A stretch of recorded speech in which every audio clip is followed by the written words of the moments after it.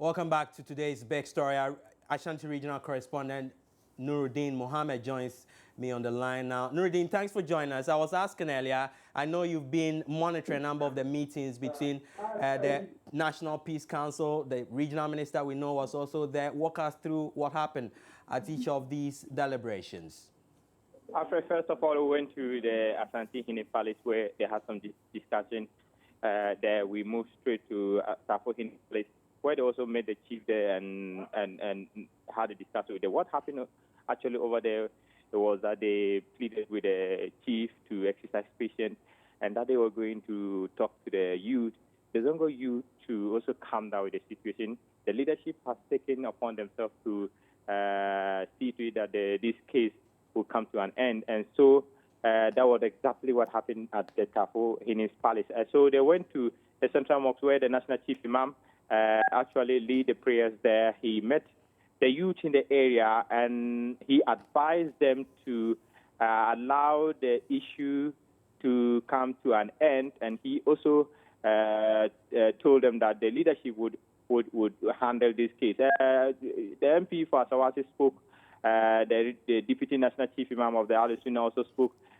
Several people, including the regional minister, also spoke. And all they said was that they were going to release those who were arrested yesterday, and then they would consider reviewing the curfew if things remain as it is now. So basically, that was the discussion they had over there. I spoke to some residents, and they are also happy. They are happy the leadership have intervened in this particular matter.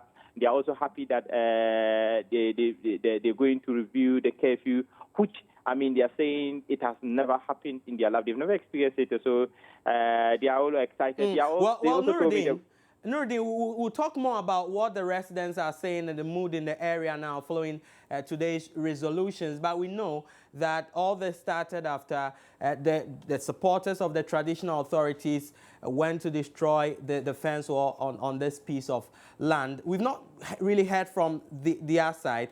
What have they been saying? Well, at the Central Mosque, MP for Asawasi, Muntaka Mohammed, said when they were passing through the cemetery, they realized that it's a good project. I mean, they realized it's a good project and that the youth shouldn't have taken the law into their own hands because they have been engaging with the leadership and trying to. It's a project that is very admirable, and so they shouldn't have taken the law into their own hands. They've agreed to, I mean, he mentioned that definitely since it is an admirable project, they're going to continue with it, and so the youth shouldn't take the law into their own hands. They will handle it as leaders and make sure this issue would come to an end. And so what you're saying is that they've agreed that they are not going to destroy that fence wall anymore as they did on Wednesday. Is that the case? I'm not sure. Nobody is gonna destroy. You know what happened was unfortunate. So what he said basically was that it is a nice project. I mean, considering what is going on in the cemetery, it is a nice project to protect the cemetery, and so it wasn't right for the younger youth to take the law into their own hands. Even if somebody had come to pull down the wall, they shouldn't have taken their own. They shouldn't have taken the law into their own hands because definitely the leadership were going to intervene and then get the issue resolved. So the main issue was the fact that they took the law into their own hands. That brought all these issues. So they are telling them that it is an admirable project and that they would definitely continue with it. So the youth shouldn't take the law into their own. They will handle it as leaders and make sure they will resolve this issue. And you've been interacting with many of the residents in Tafo. What sense do you get in terms of their reaction to this latest development? Alfred, what actually happened was that when the speakers mentioned about the release of those who were arrested, residents were excited. The second statement that also excited them was the fact that they were going to review the curfew. They was very excited. And they have also told me that they would make sure peace will prevail in the area. They will do their individual work they would add up their individual support to make sure peace will prevail in the area. So that is what they have been telling me. They're saying it's unfortunate. So most of them are saying that it is they cannot. They are not. Even, they are even surprised that this incident has occurred because it's just a few of them. Just a few of them. I mean, they are not in support with what really happened and what their colleagues did. They are not in support with that. If they had gotten the opportunity, they would have stopped it. They would have stopped them long before this incident occurred. And clarify this for me as well. Nuruddin, is it the case that they are halting the curfew immediately, or that will be done at a later time? The review I'm talking about. No, that wasn't mentioned. What we're told at the Central Mosque was that if things remain as it is now, we are enjoying some kind of peace. So now, if things remain that and improve, they're going to review it. And so until that happens, nobody will be able to tell whether the curfew will be reviewed now or not. I want to paint a picture of what the mood is in the area right now. Well, in the morning, I went round. In the afternoon, too, I went round. I made mention earlier that schools were closed down. Methodist Primary and JSS were closed down.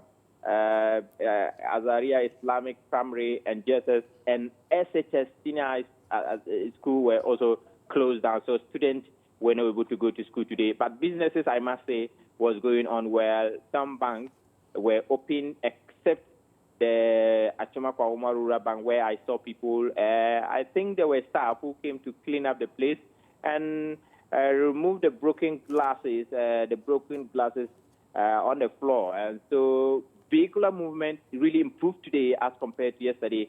And so things were moving on right. I mean, people were carried out with their daily activities. And for today, I would say that it was an improvement as compared to yesterday. The family of the young man who died through this conflict were pretty incensed when this happened. Has this calmed them down somewhat? Well, the mother, Asamau, whom I spoke to yesterday, mentioned the fact that he mentioned that it is the will of Allah that has brought this, and they believe that even if he had not been shot by the policeman, he would have died that very day. And so they have given everything to the Almighty God. They know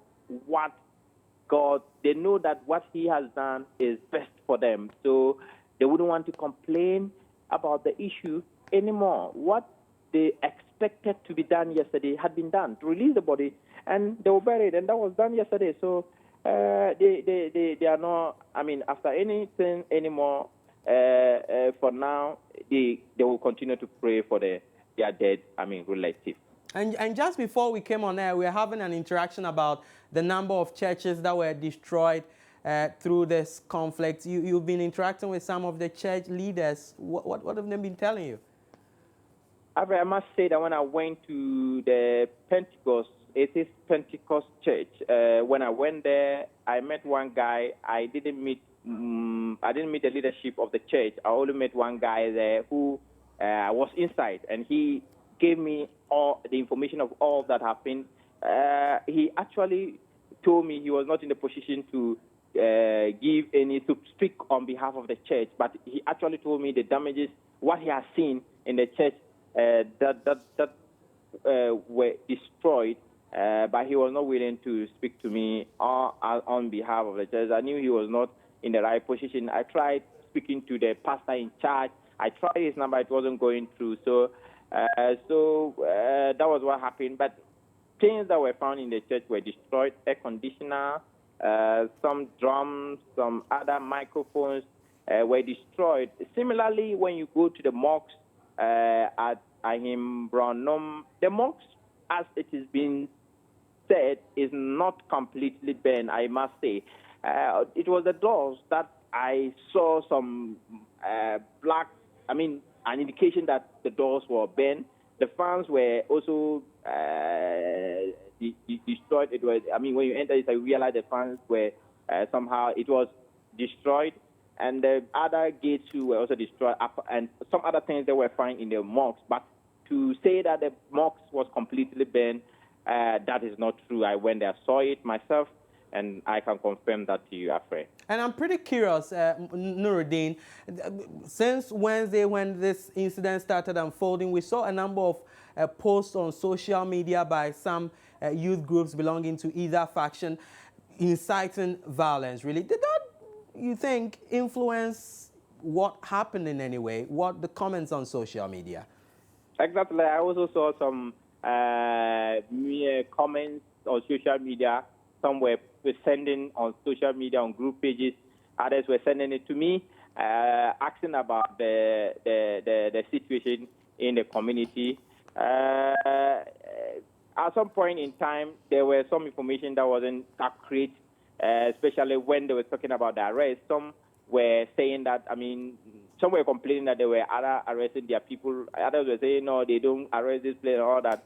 So sometimes some of the information we see on social media, most of the information that I saw was inaccurate. And I think, you know how this social media works, and I think people will rely on this and think that that is exactly what is happening in the situation. But that wasn't what we saw. That I have been moving from both ends in the community, and I have been interacting with a lot of people in the community, and in fact, those messages, most of them were misleading. Very well, very well.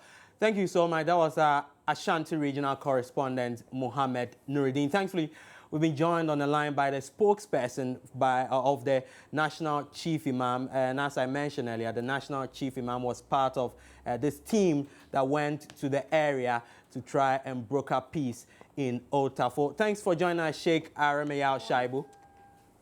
Thank you so much. First of all, I'm wondering, from your interaction with the people today, you get a sense you're making some real progress? Definitely. Definitely. The arrival of the Chief Imam and the meetings that he held has considerably and significantly helped in calming down tension. In the first place, we met with the Regional Coordinating Council headed by the Regional Minister, who gave us briefing. For us to get a better sense of exactly what has happened and what has been done so far. After the briefing, the Chief Imam made certain requests as part of the strategy to really further bring calm to the place. And that is the request for the release of those who have been carried through the swoop, if they could be released, and those who have not been found guilty for any crime. As part of the efforts to really calm down the situation, we could look at their case, and I think that one was also given some consideration. The other issue is also the review of the curfew situation. The review of the curfew has also helped because the arrival of the Chief Imam also helped so much, and there was so much indication of discipline among the Muslim youth at Tafo.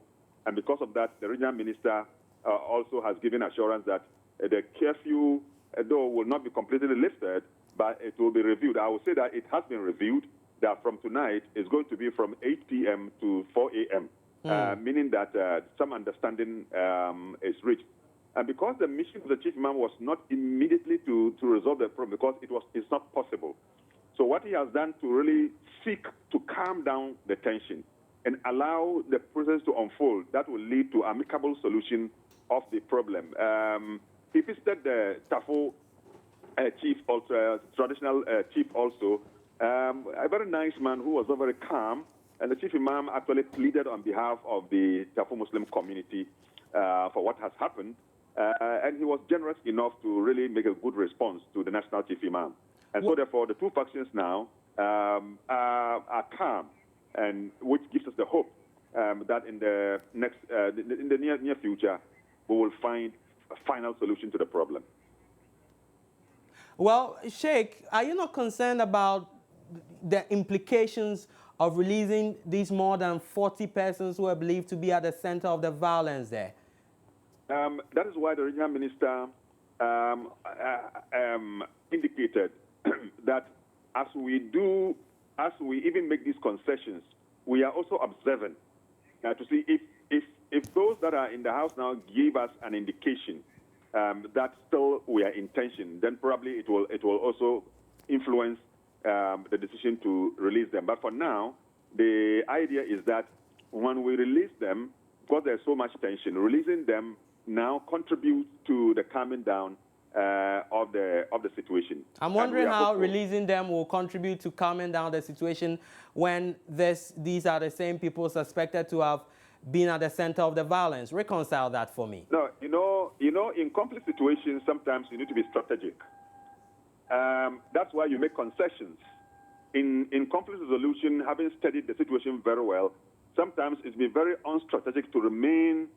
That's why when there is an indication of people who have been found directly with any crime, that one is a criminal issue and the law will have to deal with it.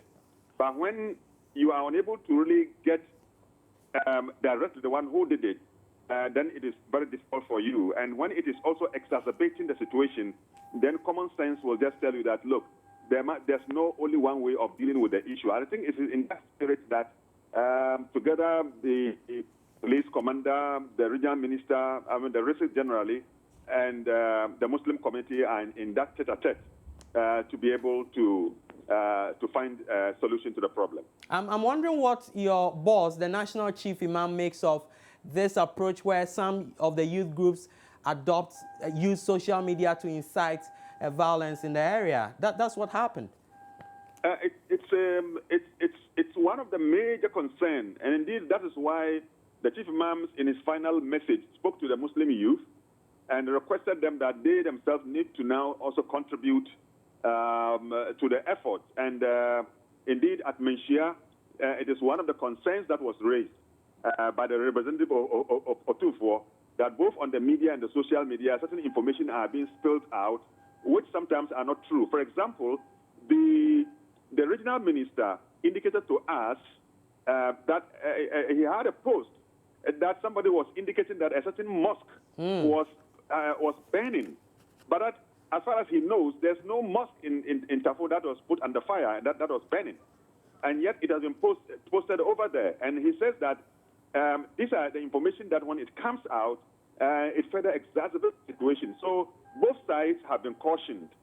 Both sides have been cautioned to that we can make a very productive use of the social media. But that destructive use of it, where we hype up tension in the midst of disagreement like this, will not be helpful. And I think the Chief Imam was so clear in his final message to the youth when he delivered his sermon in the mosque at Tafo just this afternoon. And when this started, both sides had taken an entrenched position. Speaking to them, what sense did you get that they are willing to back down and make some amends to their earlier positions on this matter? Significantly, when we went to the Tafo Hini house, the calmness we saw over there and the assurance we were given is indicative of the fact that the youth from the Tafo Ashanti community are coming down. And when we went to the mosque also, from the message that was given by various guests, the regional minister, the regional chairman of the National Peace Council, the National Chief Imam himself, and the MP for Asawasi, who represented the MP for Tafo also. From all the range of presentations that were made, it was clear to us that the Muslim youth have also calmed down. They were assured that with the arrival of Chief Imam, all the concerns are going to be addressed. And so I think that we are making a significant headway in finding solutions to the problem. Let's talk about the key concern here over the parcel of land in the area. What progress did you make in that regard? Yeah, over there, like I said, it is not possible to just go just today and find final solution to the problem. But the regional minister has indicated to us that the issue is very, very clear to everybody, and there are demarcations. So if it is the misunderstanding of the demarcations causing the problem, then they are going now back and sit down and bring out the documents and to be able to state and establish exactly where the demarcations are.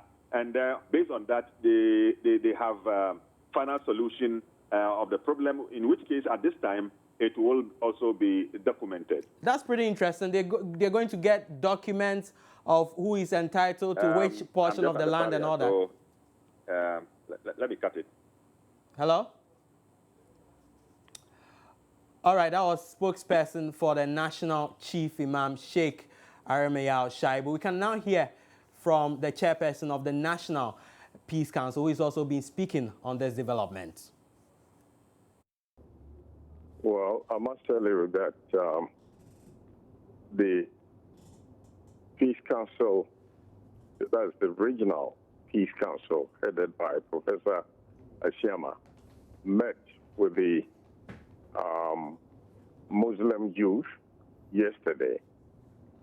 And today, too, there is a meeting going on. Right now, as I'm speaking, the Regional Peace Council, the Chief Imam, that's Alhaji Sharabutu, Sheikh Sharabutu, and others are meeting in the mosque at Old Tafo. There's a meeting going on right now. The main reason is to try and broker peace so that the kinds of situations that we have seen the last 48 hours will not repeat itself. So that's what the Peace Council is doing. Right now, they're trying to create a platform that will enable the factions to speak together and to find a common solution to the problem. Okay. Yeah. Now, in spite of the dialogue that is currently going on between the Peace Council and the factions, what's been the response you've been getting from the factions involved here? What's their concerns and the demands they're making? I will not be able to give you the details because, I mean, the discussions are ongoing right now. I'm yet to be fully briefed in terms of, what is happening. And the chairman of the regional council will brief me this evening. Okay, but that's for the meeting with the traditional authorities. I'm talking about earlier meetings you've had with the Muslim youth. So the earlier meetings that they had was a matter of just meeting with them. It had to do with the land issue, the fact that they did not exercise the kind of patience that they needed to do. They met with them. They themselves realized that maybe they overreacted to the situation that went on. That was the chairman of the Peace Council, Most Reverend Emmanuel Asante. On that note, we end today's big story. My name is Kwache Afreniama. Thanks for joining us.